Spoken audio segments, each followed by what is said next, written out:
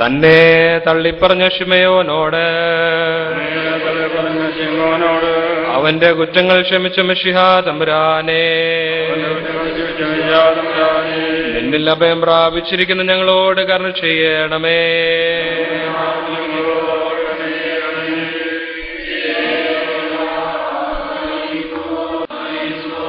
ഞങ്ങളുടെ കർത്താവേ, നിനക്ക് സ്തുതി. നിന്റെ പിതാവിന് ബഹുമാനവും പരിശുദ്ധ റൂഹായിക്ക് വന്ദനവും പുകഴ്ചയും ഉണ്ടായിരിക്കട്ടെ. നമ്മുടെ കർത്താവിന് ബഹുമാനവും നാം എല്ലാവരുടെ മേൽ അനുഗ്രഹങ്ങളും എല്ലായ്പ്പോഴും ഉണ്ടായിരിക്കട്ടെ. അവൻ സംസാരിക്കുമ്പോൾ തന്നെ പന്തിരുല്ലൊരുത്തനായി ഉദയവനോടുകൂടെ മഹാപുരോഹിതന്മാരും ജനത്തിന്റെ മൂപ്പന്മാരും അയച്ച വലിയൊരു പുരുഷാരവും വാളും വടികളുമായി വന്നു. അവനെ കാണിച്ചു കൊടുക്കുന്നവൻ ഞാൻ അവനെ ചുംബിക്കുമോ, അവൻ തന്നെയാകുന്നു, അവനെ പിടിച്ചുകൊള്ളുവീനെന്ന് അവർക്കൊരടയാളം കൊടുത്തിരുന്നു. ഉടനെ അവൻ യേശുവിന്റെ അടുക്കൽ വന്നു. റബീ, വന്ദനമെന്ന് പറഞ്ഞവനെ ചുംബിച്ചു. യേശു അവനോട്, സ്നേഹിത, നീ വന്ന കാര്യം എന്തെന്ന് പറഞ്ഞപ്പോൾ അവർ അടുത്ത് യേശുവിന്മേൽ കൈവച്ച് അവനെ പിടിച്ചു. അപ്പോൾ യേശുവിനോട് കൂടെയുള്ളവരിൽ ഒരുവൻ കൈനീട്ടി വാളൂരി മഹാപുരോഹിതന്റെ ദാസനെ വെട്ടി അവന്റെ കാതർത്തു. യേശു അവനോട്, വാളുറയിലിടുക, വാളെടുക്കുന്നവരൊക്കെ വാളാൽ നശിച്ചു പോകും. എന്റെ പിതാവിനോട് ഇപ്പോൾ തന്നെ 12 അല്ലോ അധികം ദൂതന്മാരെ എന്റെ അരികെ നിർത്തേണ്ടതിന് എനിക്ക് അപേക്ഷിച്ചുകൂടാ എന്ന് തോന്നുന്നുവോ? എന്നാൽ ഇങ്ങനെ സംഭവിക്കണമെന്നുള്ള തിരുവെഴുത്തുകൾക്ക് എങ്ങനെ നിവൃത്തി വരുമെന്ന് പറഞ്ഞു. ആ നാഴികയിൽ യേശു പുരുഷാരത്തോട്, ഒരു കള്ളന്റെ നേരെ എന്ന പോലെ നിങ്ങൾ എന്നെ പിടിപ്പാൻ വാളും വടിയുമായി വന്നിരിക്കുന്നു. ഞാൻ ദിവസേന ഉപദേശിച്ചും കൊണ്ടേ ദേവാലയത്തിൽ ഇരുന്നിട്ട് നിങ്ങൾ എന്നെ പിടിച്ചില്ല. എന്നാൽ ഇതൊക്കെയും പ്രവാചകന്മാരുടെ എഴുത്തുകൾ നിവൃത്തിയാകേണ്ടതിന് സംഭവിച്ചുവെന്ന് പറഞ്ഞു. അപ്പോൾ ശിഷ്യന്മാർ എല്ലാവരും അവനെ വിട്ട് ഓടിപ്പോയി. യേശുവിനെ പിടിച്ചവരോ മഹാപുരോഹിതനായ കയ്യഫായുടെ അടുക്കൽ ശാസ്ത്രിമാരും മുപ്പന്മാരും ഒന്നിച്ചുകൂടിയിരുന്നേടത്ത് അവനെ കൊണ്ടുപോയി. എന്നാൽ പത്രോസ് ദൂരവേ മഹാപുരോഹിതന്റെ അരമനയോളം പിഞ്ചെന്നു. അകത്ത് കടന്ന് അവസാനം കാണുവാൻ സേവകന്മാരുടെ കൂടെ ഇരുന്നു. മഹാപുരോഹിതന്മാരും ന്യായാധിപ സംഘമൊക്കെയും യേശുവിനെ കൊല്ലേണ്ടതിന് അവന്റെ നേരെ കള്ളസാക്ഷ്യം അന്വേഷിച്ചു. കള്ളസാക്ഷികൾ പലരും വന്നിട്ടും പറ്റിയില്ല. ഒടുവിൽ 2 പേർ വന്നു. ദൈവമന്ദിരം പൊളിച്ച് 3 ദിവസം കൊണ്ട് വീണ്ടും പണിയുവാൻ എനിക്ക് കഴിയുമെന്ന് ഇവൻ പറഞ്ഞുവെന്ന് ബോധിപ്പിച്ചു. മഹാപുരോഹിതൻ എഴുന്നേറ്റ് അവനോട്, നീ ഒരു ഉത്തരവും പറയുന്നില്ലയോ? അവർ നിന്റെ നേരെ സാക്ഷ്യം പറയുന്നത് എന്ത് എന്ന് ചോദിച്ചു. യേശുവോ മിണ്ടാതിരുന്നു. മഹാപുരോഹിതൻ പിന്നെയോ അവനോട്, നീ ദൈവപുത്രനായ ക്രിസ്തു തന്നെയോ പറക എന്ന് ഞാൻ ജീവനുള്ള ദൈവത്തെ കൊണ്ട് നിന്നോട് ആണയിട്ട് ചോദിക്കുന്നു എന്ന് പറഞ്ഞു. യേശു അവനോട്, ഞാനാകുന്നു. ഇനി മനുഷ്യപുത്രൻ സർവശക്തന്റെ വലത്തുഭാഗത്തിരിക്കുന്നതും ആകാശമേഘങ്ങളെ വാഹനമാക്കി വരുന്നതും നിങ്ങൾ കാണുമെന്ന് ഞാൻ പറയുന്നു എന്ന് പറഞ്ഞു. ഉടനെ മഹാപുരോഹിതൻ വസ്ത്രം കീറി, ഇവൻ ദൈവദൂഷണം പറഞ്ഞു. ഇനി സാക്ഷികളെ കൊണ്ട് നമുക്ക് എന്താവശ്യം? നിങ്ങളിപ്പോ ദൈവദൂഷണം കേട്ടുവല്ലോ. നിങ്ങൾക്ക് എന്ത് തോന്നുന്നുവെന്ന് ചോദിച്ചതിന് അവൻ മരണയോഗ്യനെന്ന് അവർ ഉത്തരം പറഞ്ഞു. അപ്പോൾ അവർ അവന്റെ മുഖത്ത് തുപ്പി അവനെ മുഷ്ടി ചുരുട്ടി കുത്തി. ചിലർ അവനെ കന്നത്തടിച്ചു. ഏ ക്രിസ്തുവേ, നിന്നെ തല്ലിയതാർന്ന് ഞങ്ങളോട് പ്രവചിക്ക എന്ന് പറഞ്ഞു. എന്നാൽ പത്രോസ് പുറത്ത് നടുമുറ്റത്തിരുന്നു. അവന്റെ അടുക്കൽ ഒരു വേലക്കാരത്തി വന്നു. നീയും ഗലീലക്കാരനായ യേശുവിനോടിയായിരുന്നുവല്ലോ എന്ന് പറഞ്ഞു. അതിനെ അവൻ, നീ പറയുന്നത് എനിക്ക് തിരിയുന്നില്ല എന്ന് എല്ലാവരും കേൾക്കെ തള്ളി പറഞ്ഞു. പിന്നെ അവൻ പടിപ്പുരയിലേക്ക് പുറപ്പെടുമ്പോൾ മറ്റൊരുത്തി അവനെ കണ്ട് അവിടെയുള്ളവരോട്, ഇവനും നസറേയനായ യേശുവിനോടെ ആയിരുന്നു എന്ന് പറഞ്ഞു. ആ മനുഷ്യനെ ഞാൻ അറിയുന്നില്ല എന്ന് അവൻ രണ്ടാമതും ആണയോട് തള്ളി പറഞ്ഞു. അല്പനേരം കഴിഞ്ഞിട്ട് അവിടെ നിന്നവർ അടുത്തു വന്ന പത്രോസിനോട്, നീയും അവരുടെ കൂട്ടത്തിലുള്ളവൻ, സത്യം നിന്റെ ഉച്ചാരണവും നിന്നെ ഒളിവാക്കുന്നുവല്ലോ എന്ന് പറഞ്ഞു. അപ്പോൾ അവൻ ആ മനുഷ്യനെ ഞാൻ അറിയുന്നില്ല എന്ന് പ്രാകുവാനും ആണിടുവാനും തുടങ്ങി. ഉടനെ കോഴി കൂകി. എന്നാറേ കോഴി കൂകുമ്പേ നീ 3 വട്ടം എന്നെ തള്ളിപ്പറയുമെന്ന് യേശു പറഞ്ഞ വാക്ക് പത്രോസ് ഓർത്ത് പുറത്തുപോയി അതിദുഃഖത്തോടെ കരഞ്ഞു. നമ്മുടെ കർത്താവിന് ബഹുമാനവും നാം എല്ലാവരുടെ മേൽ അനുഗ്രഹങ്ങളും എല്ലായ്പ്പോഴും ഉണ്ടായിരിക്കട്ടെ.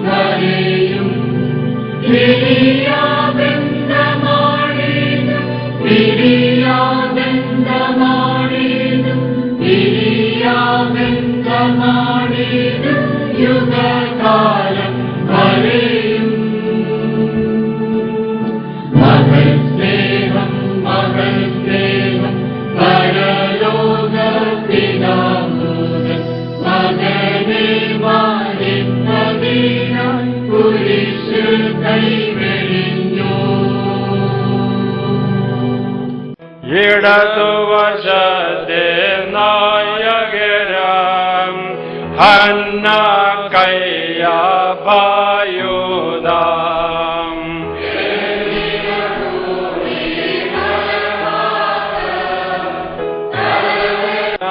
തിങ്കഴുവായ ദുഷ്ടജനങ്ങൾ തീർത്തതുപോൽ